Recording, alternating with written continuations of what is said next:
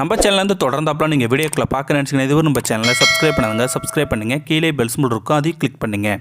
சரி, வாங்க நம்ம வீடியோக்குள்ளே போகலாம். வணக்கம் நண்பர்களே. சிறை அனுபவம் எப்படி இருக்கும் என்பதை அதனுள்ளே தண்டனை பெற்று வந்தவர்களுக்கு மட்டுமே தெரியும். நீங்களும் டாக்குமெண்ட்ரி எடுக்கவோ அவர்களுக்கு சிறப்பு பரிசு அளிக்கவோ செல்கிறீர்கள் எனில் அவர்களை பக்காவாக எப்படி நடந்து கொள்ள வேண்டும், எதெல்லாம் பேச வேண்டும், எதெல்லாம் பேசக்கூடாது என்று தயார்படுத்தி வைத்திருப்பீர்கள். எனவே பொதுவாக சிறை கைதிகளின் அனுபவத்தை அவ்வளவு எளிதாக அறிந்து கொள்ள முடியாது. அதிலும் பெண் சிறை கைதிகளின் அனுபவமானது மிகவும் கொடியது. இவர்களை பாதுகாவலர்கள் கூட தவறான விஷயத்திற்கு பயன்படுத்த கொள்ள வாய்ப்புகள் உண்டு. வேறு வழி இல்லை. கத்தினாலும் கூச்சலிட்டாலும் யாரும் உதவிக்கு வரப்போவதில்லை. சிறையிலிருந்து தண்டனை முடிந்து வெளியான உலகளவிய பெண் கைதிகள் பல்வேறு ஊடகங்களில் தங்கள் சிறைச்சாலை அனுபவங்களை பற்றி தெரிவித்த உண்மை வாக்குமூலங்கள். சீரான இடைவெளியில் எலக்ட்ரானிக் ட்ரிம்மர்கள் தரப்படும். அதுவும் சுவரோடு மாட்டி வைக்கப்பட்டிருக்கும். பெண் கைதிகள் வரிசையாக சென்று குளியலறையில் அதை பயன்படுத்தி முடியை ட்ரிம் செய்து கொள்ளலாம். ஆனால் சில பெண் கைதிகள் மட்டும் ட்ரிம்மரின் எதிர்முனை பயன்படுத்தி அதை ஒரு அடல்ட்டையாக பயன்படுத்தி கொள்வார்கள். சிறையில் பெண்களுக்கு அதற்கான ஒரே தீர்வு பெண்கள் மட்டுமே. பெரும்பாலான பெண்கள் இத்தகைய செயலில் ஈடுபடாக வேண்டியது அவசியமாக அல்லது கட்டாயத்தில் நடக்கிறது.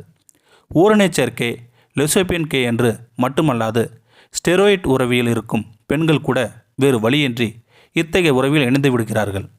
சிறையில் கொடுக்கப்படும் வேலைகளை சரியாக செய்யவில்லை என்றால் தண்டனை நிச்சயம் உண்டு. ஆனால் செய்த வேலைக்கான உணவு மட்டும் சரியாக கிடைக்காது. சிறையில் கைதிகள் அனுபவிக்கும் பெரிய கொடுமைகளின் முதன்மையானது உணவுதான். பெரும்பாலும் சிறைச்சாலை உணவு நன்றாக இருக்காது என்பது ருசியை சார்ந்ததல்ல, தரமற்றது என்பதை தாண்டி உணவில் புழுக்கள் கூட சில சமயம் கிடக்கும். சிலர் திறமையானவர்கள் கூட கையில் கிடைக்கும் பொருளை வைத்து ஏதுவது உருவாக்குவார்கள். கைவினைப் பொருள் போலவோ அலங்கார பொருள் போலவோ வடிவமைப்பார்கள். சிலர் தங்களுக்கு தேவையானது உருவாக்கி கொள்வார்கள். இதில் அடல்ட் கருவிகளை உருவாக்கி பயன்படுத்திக் கொள்வர்களும் இருக்கிறார்கள்.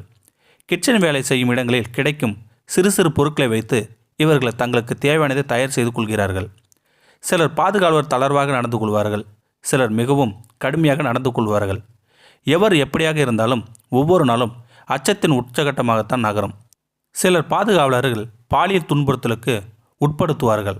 அடித்து உதைத்து பாலியல் வன்முறைக்கு ஆளாக்கி விடுவார்கள். இத்தகைய வாக்குமூலங்களை 3 மாதங்களிலிருந்து 10 வருடங்கள் வரை தண்டனை பெற்ற சிறை கைதிகள் பலரும் கூறியுள்ளனர். ஆண்கள் சிறையில் மட்டும்தான் அடித்துக் கொள்வார்கள் என்று நினைக்காதீர்கள். பெண் சிறையிலும் சண்டைகள் நடக்கும் என்கிறார் ஒருவர். ஒரு முறை டாக்குமெண்ட்ரிக்காக படம் பிடிக்க சென்றவுடன் மேகன் என்ற சிறை கைதி தான் ஒரு பெண் கைதியை அடித்து மூக்கை உடைத்த கதையை கூறி அதிர்ச்சியடைய செய்திருக்கிறார்.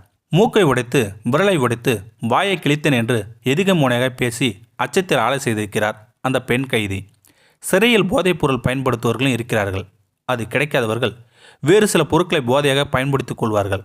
உதாரணமாக காப்பி தூளை மூக்கு வழியாக உறிஞ்சி அதன் மூலம் போதையை ஏற்றிக்கொள்வார்கள் இருக்கிறார்களாம். சிறையில் அடைத்து வைக்கப்பட்டிருப்பது மட்டும் தண்டனை அல்ல. உண்மையான தண்டனை சுகாதாரமின்மைதான். அங்கே எனக்கு இந்த வசதி வேண்டும் என்றெல்லாம் கேட்க முடியாது. சிறை அறையில் தேவை இருப்பதை விட தேவையில்லாதது தான் அதிகம் வரும். பூச்சிகள், பேன், பொடுகு, அரிப்பு தொல்லை என்று பல பிரச்சனைகள் ஏற்படும். இது யாரோ ஒருவருக்கு மட்டுமல்ல, சிறையில் இருக்கும் பெரும்பாலானவர்களுக்கும் இருக்கும். சிறையில் இருப்பதிலேயே பெரிய தண்டனை தனிமைதான். சிலரை தனி அறையில் தான் அடைத்து வைத்திருப்பார்கள். அவர்கள் குறிப்பிட்ட நேரம் தவிர வெளியே எங்கேயும் செல்ல முடியாது. தங்களுக்கு பிடித்தவர் பற்றி நினைத்து கொண்டிருந்தாலும் கூட ஓரிரு நாளில் அந்த இனிய நினைவுகள் கூட ரணமாக மாறிவிடும். அவர்களை எல்லாம் பிரிந்து இப்படி சிறையில் கிடைக்கிறோமே என்ற ஆதங்கம்தான் மீதம் இருக்கும். சிறையில் இருக்கும் அனைவரும் ஒவ்வொரு குணாதிசயங்கள் கொண்டிருப்பார்கள். சிலர் சிறையில் இருந்தாலுமே கூட தினங்கள் தங்கள் சுத்தமாக வைத்துக்கொள்ள விரும்புவார்கள்.